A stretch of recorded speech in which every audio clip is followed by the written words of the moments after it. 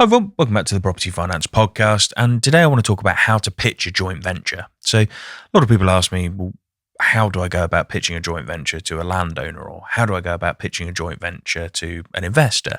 And it's all about putting together a win-win. So the biggest thing that I find with everyone who I speak to is they get wrapped up in creating their own win, but they don't think about creating a win for the vendor or the investor.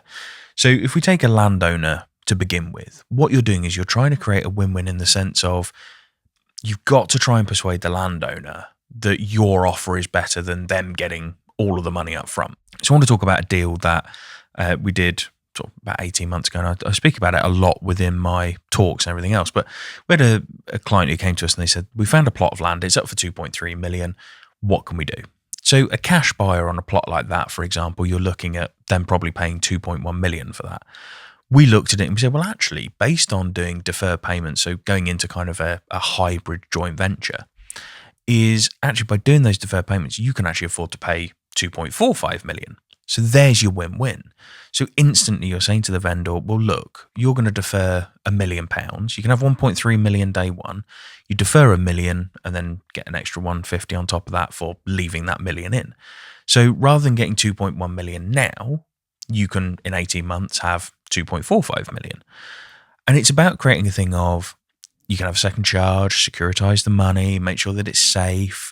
You don't need all of that money up front. We know that you're going to be all right with the 1.3 million. And it's understanding those circumstances and being able to say, based on those circumstances, here's a win for us, here's a win for you, and here's the start of a relationship. And creating that win-win, I think for a lot of vendors, is something that they don't see. A lot of the time, you put a property up for sale, someone makes you an offer, you say yes or no.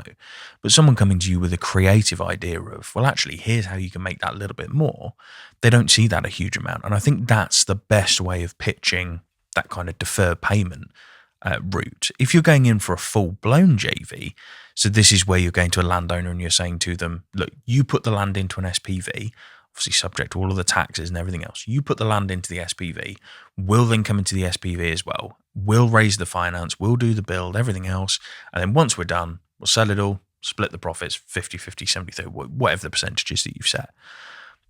How you're going to portray that is slightly different, because with that scenario, you're not necessarily spending or giving them any money day one. You're saying to them, actually, the win-win is at the back end as opposed to the front end. Now, the win-win there has got to be more substantial because, so take the deferred payment route, for example, you're offering them, in this scenario, we said 1.3 million day one. Well, they're getting pretty much all of their money probably back out day one, because most people would have spent maybe £1 million on that plot of land, gone and got planning, and that's where the uplifts come. But what will happen is, because they've had that sort of 1.3 million up front, they don't need as much at the back end because they've kind of already ticked that box. Whereas a full-blown joint venture with the landowner, you're in a situation where they haven't actually had any money out day one. The risk is still there for them in terms of sort of moving forward. So they've got to have something big at the back end to be working towards. In terms of pitching that, it's a lot more difficult because you're going to have to talk about securitizing their money. You're going to have to talk about exit plans. You're going to have to talk about, well, what happens if the project doesn't go as planned? Because their biggest concern in that scenario is, well, if that project doesn't go as planned, I lose all my money. Because if I've put the land into the SPV, I've lost all my security, I've lost all my money. I've just basically just given away that plot of land if the development then fails. So it's about working out how to securitize that. And you may need to put more security forward. So you may need to put personal guarantees. You might need to offer up maybe a charge on another property. There's got to be something to kind of ease that. And again, it's coming back to that win-win of creating your win, which is you not having to put any money in day one, but creating a win from their perspective of, actually, okay, I can put the land in, but I'm going to make more money at the back end. When you're pitching kind of JVs to an investor, for example, it's a slightly different pitch, because obviously in these ones that we've mentioned before, it's about creating that win-win for the long term and creating something where everyone feels safe, secure, everything else. When you're JVing with an investor, you're still working on the basis of trying to make sure that their investment is safe and secure, but they're probably going to be more interested in, to a certain degree at the start, of actually how much money are they going to make back over the course of this joint venture, because they want to understand, okay, well, my security is XYZ, but how much am I going to make? How long does this journey last for?